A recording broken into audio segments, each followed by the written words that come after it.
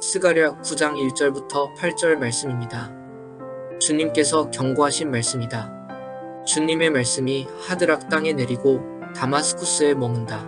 이방 사람들과 이스라엘의 모든 지파들이 주님을 바라본다. 하드락 가까이에 있는 하맛에도 매우 지혜롭다고 하는 두로와 시돈에도 그 말씀이 내린다. 두로가 저를 지킬 요새를 짓고 티끌처럼 은을 긁어 모으고 길거리에 진을같이 금을 쌓아 놓았지만 주님께서 그들을 쫓아내시며 바다에서 떨치던 그의 힘을 깨뜨리시고 성읍을 불에 태워 멸하실 것이다. 아스글론이 그것을 보고 두려워할 것이며 가사도 무서워서 벌벌 떨 것이며 에그론도 희망을 잃고 떨 것이다. 가사에서는 왕의 대가 끊길 것이고 아스글론에는 사는 사람이 없어질 것이다. 아스돗은 낯선 외국인들이 차지할 것이다. 주님께서 말씀하신다. 내가 블레셋의 교만을 꺾겠다. 내가 그들의 입에 묻은 희생제물의 피를 닦아주고 그들이 씹는 역겨운 제물을 그 입에서 꺼내주겠다. 그들 가운데서 남은 자들은 내 백성이 되어서 유다와 한 가족처럼 되며 에그로는 여부스 사람처럼 될 것이다. 내가 내 집의 진을 둘러쳐서 적군이 오가지 못하게 하겠다. 내가 지켜보고 있으니 압제자가 내 백성을 침범하지 못할 것이다. 스가랴 9장부터 14장까지의 말씀은 책의 후반부를 구성하는 두 개의 예언으로 구성된 말씀이에요. 그 중에 첫 번째 예언이 9장부터 11장까지로 볼 수 있습니다. 그 첫 번째 예언을 시작하는 도입부가 바로 오늘의 본문이죠.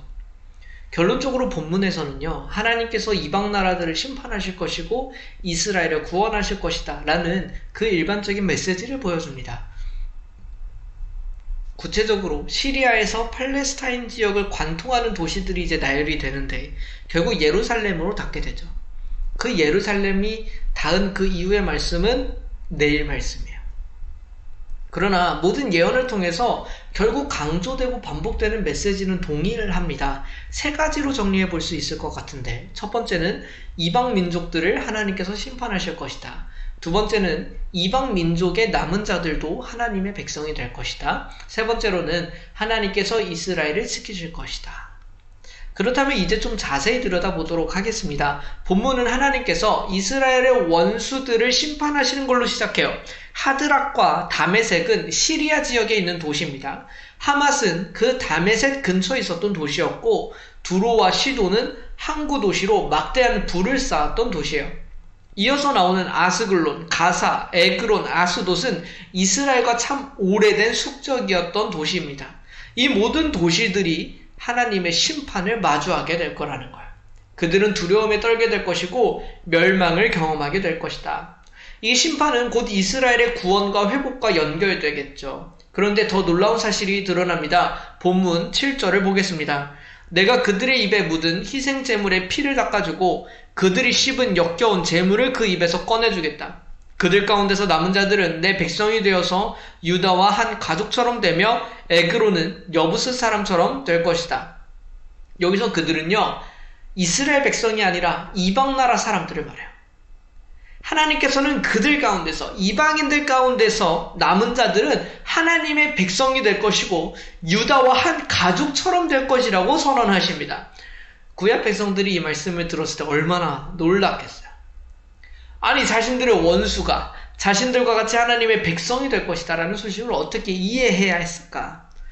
그러나 그들의 반응이 일단 1차적으로 어떻든지 간에 하나님께서는 그들도 구원하시기로 작정하셨어요. 스가랴는 이 본문 외에도요, 2장도 그렇고 8장도 그렇고 이방인의 구원에 대해서 선언하는 말씀을 이미 기록한 바가 있습니다. 이것이 하나님께서 예정하신 이방인들의 구원이에요.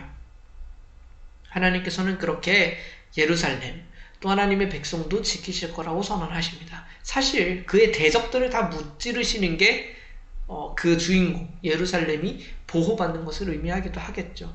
더 이상 압제자들이 그들을 짓누르지 못하게 하실 거래요. 계속되는 전쟁과 갈등이 그칠 때가 올 것입니다. 하나님께서 반드시 이 일을 하시겠대요. 그런 의미에서는 이 말씀이 아직 완전히 성취되었다고는 보기가 힘듭니다. 본문에 기록된 이방 도시들은요, 아까 봤던 다메섹이나 하드락이나 하는 그 모든 도시들이 알렉산더 대왕의 정복 과정에서 실제로 멸망한 도시들이에요. 그들은 이 말씀의 부분적인 성취를 경험했다고 할 수 있습니다. 그러나 우리는 아직 이 심판이 완성된 것도 보지 못했고 하나님의 백성들이 완전히 안전과 평안을 누리는 것도 경험하지는 못했잖아요. 하나님께서 이제 우리를 위하여 그 일을 마치실 거예요. 그러니까 이 일들은요, 우리가 앞두고 있는 미래이기도 해요. 스가랴를 기록할 당시의 구약 백성들에게만 이게 미래가 아니라 우리한테도 그렇다. 우리는 부분적으로 성취되는 이 말씀을 보았습니다. 기록된 도시들은 멸망을 경험했고 이스라엘은 정말 회복했죠. 이방인들, 심지어 지금 우리가 하나님의 자녀가 된 것도 우리는 경험을 하고 있는 거예요. 그러나 완전한 회복은 아직 보지 못했다. 결론은 이렇습니다. 우리는 이 완전한 성취를 앞두고 있다. 아직 하나님의 심판이 끝난 것도 아니며 회복이 끝난 것도 아닙니다.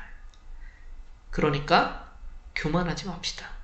하나님의 심판이 다 끝난 것처럼 나는 이미 회개할 거 다 하고 구원받은 것처럼 살지는 않았으면 좋겠습니다. 믿음으로 선줄로 착각하는 사람은 넘어질까 두려워하라고 주님 말씀하셨습니다.